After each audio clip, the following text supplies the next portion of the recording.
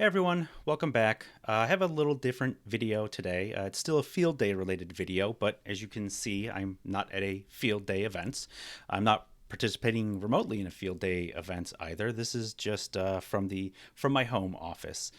And what I wanted to talk about today was a little bit around my approach and how I just generally approached being a delegate, and how I feel I was able to successfully participate in the Network Field Day 28. And I was actually at Tech Field Day Extra at Cisco Live, which was super generous of Tom and everyone at Gestalt to welcome me out for that.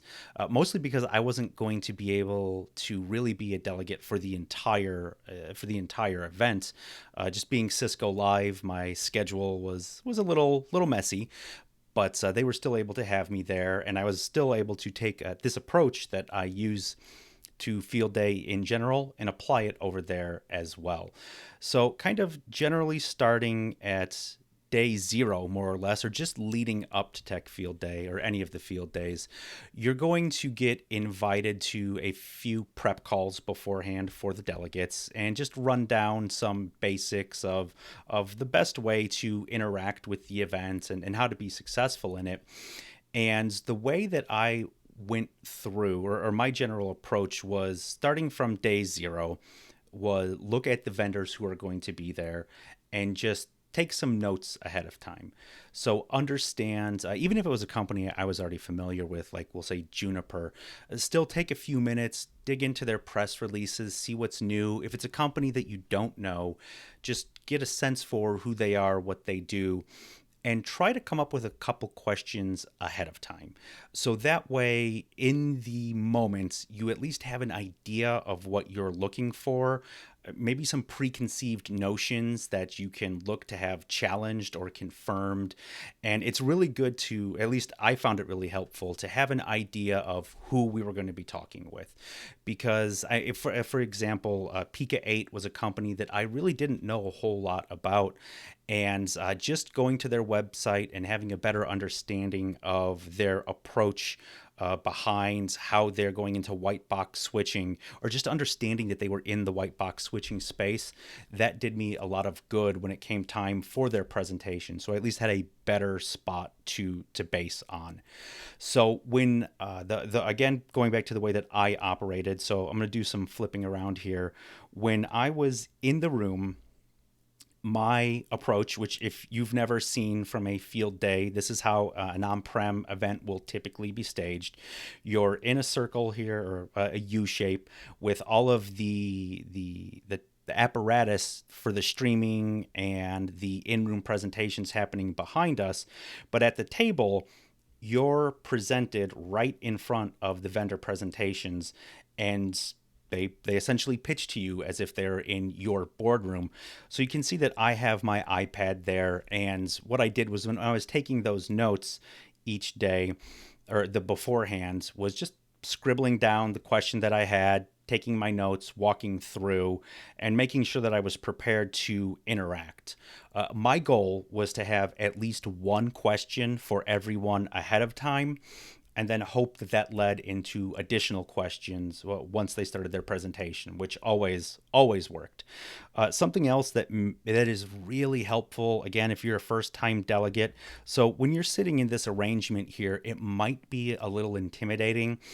Depending on where you are in your career and what the delegate mix is for any given event, you could have career established folks who have been doing the sort of work that you're there to talk about for 30 years. And that may not be you as a first time delegate. You may be a bit earlier in your career. But what I would say is, don't be afraid to be the first one to ask a question. And that was something that I sort of wish I knew ahead of time, or at least had that idea ahead of time, because what had a tendency to happen is we're like 5 minutes into a an hour long presentation. Then we're getting closer to 10 minutes and no one's asked a question. And then as soon as that first question gets asked, they almost have to pause the presentation because, okay, it's one leading to another, leading to another. and there's the delegates are feeding off the questions that other delegates are asking. So don't be afraid to be that first one. Go ahead and get that question out there. And also don't be afraid to key off a question that a delegate has already asked. If someone has brought up a great point and you see it from a different vantage point, or you see it continuing maybe just in a slightly different way, go ahead and bring that up as well, because that's going to be beneficial towards the room, towards everyone watching, and honestly into the vendors themselves. So don't be afraid in terms of questions to get out there and ask those questions. And you really want to ask very honest, and general questions are good too. But again, I tried to come up with a real pointed question for each of those that really dug deep into a specific topic, be it a feature or an approach. General questions are nice and they can help fill in the gap. But one of the benefits of field day is that in my previous experience, it usually takes one or two, possibly three initial meetings before you can get to that technical side of the vendor experience where you can get to an engineer and start asking those more pointed engineer based questions. And that's one of the brilliances behind all of the field days, truthfully, is that you sort of skip those initial marketing calls and sometimes the slides that the vendors have. There's some marketing material in there. I think that's to be expected a bit. But realistically, they're really good about jumping into the meat and potatoes of a technical demo, and they typically have very senior or very engineers that understand the tech at depth. So it's a great opportunity to dive deep, even if it's on a real specific thing. And then at the end, there's a little bit of a Q&A that usually happens. So feel free to be really, I don't want to say brutally honest, but you can be pretty truthful in those on-camera ones. And then afterwards, there's an off-camera event that doesn't get recorded, and you can be pretty honest in those. And you don't want to be insulting, and you never want to insult anyone over there, but you can challenge pretty hard in those offline sessions as well. And I remember very specifically with Pika 8, I keep referencing them, having a very pointed conversation with them afterwards. And I know, I can't remember the gentleman's name, but he took it to heart very well. And it wasn't a negative thing, but it definitely wasn't something I felt comfortable having the conversation on camera about. So those are great opportunities to get even more pointed in those conversations. So that's a great opportunity as well. So we've talked about the room a bit. We've talked about how you've interacted with the room and the individuals in front of you. And next, I want to pivot to the social side as well.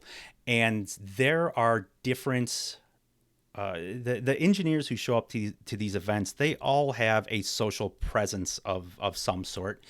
And a lot of the good takeaways for the vendors out of this and for the delegates as well is being able to participate in that social interaction while it's going on and after it's going on. And my two main social interactions out there are generally Twitter and YouTube. So I'll kind of start with the Twitter one first, and then we'll go over to YouTube. So in the event, this is what my desktop looked like while the event was going on. So on the left-hand side, occupying half my screen is Twitter, but not the regular Twitter client, the TweetDeck client, which is a little bit more expanded Twitter experience. So you can have columns that call out certain bits of data. So you can see here that I had just my notifications up. Further to the left of that was just my general feed.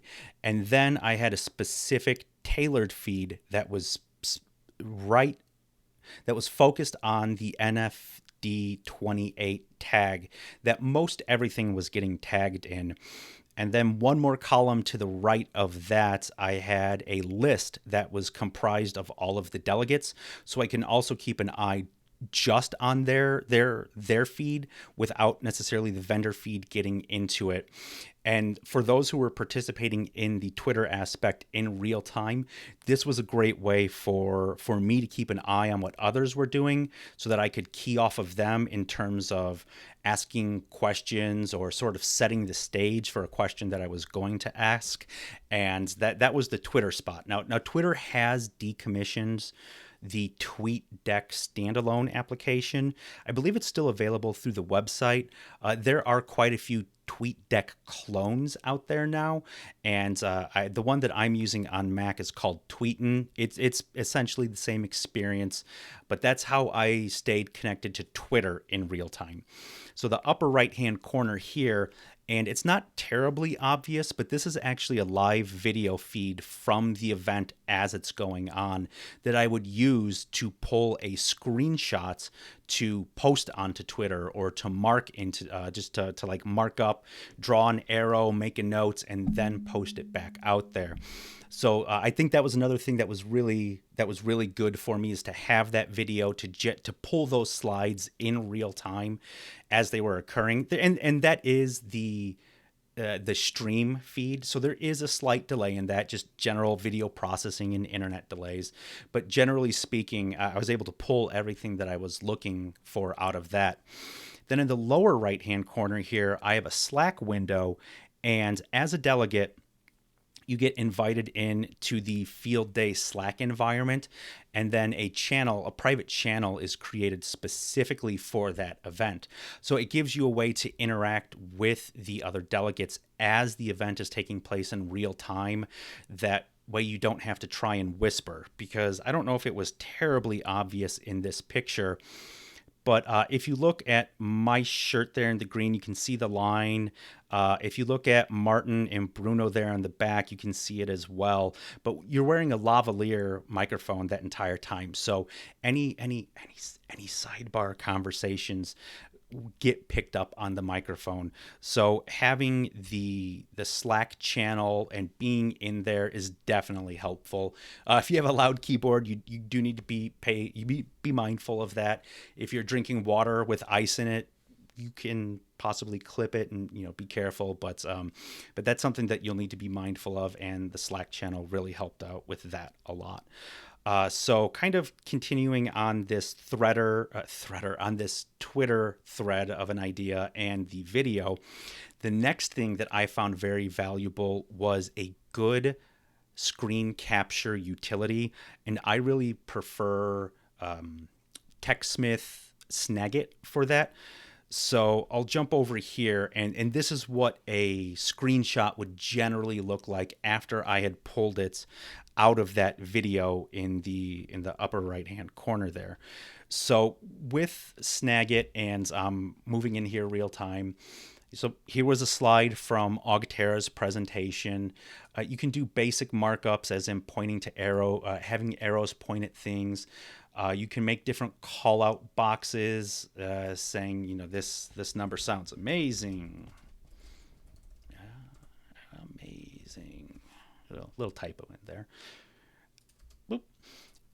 And it gave me a way to not just post a screenshot of a slide that's already out there, to really bring what I find interesting about that information into that slide before you post it.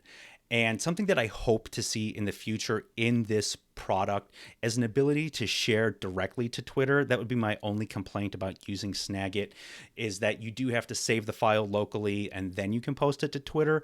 But realistically, that's a pretty minor complaint when you look at the other capabilities that you have in there, as far as being able to annotate, capture real easily, and then upload. So the last thing I would do as a delegate, and this was my personal flair, was every day I would create a recap for the vendors that we saw. So if you're going into field day and you're more of a written word and you're going to produce a blog later, that's absolutely wonderful. But I really like the video aspect, and that's something that video learning and video conversations have always appealed to me, even going back to my early education days, because I'm a little dyslexic. written word can be a struggle for me at times, and video is just a better platform for me. So that's what I adapted. And at the end of any given day at a field day events, you're going to have a little bit of time between the end of the day and essentially dinner, or whatever's going on for the rest of the evening with the rest of the delegates. And my approach was to have a repeatable way that I could sit down, crank out a video, edit it, and do it in one take. And so far, this has been a one take video, and I hope I can get through the end without any major edits there. But the way that this would look inside my hotel room is I had this set up, and I left it statically.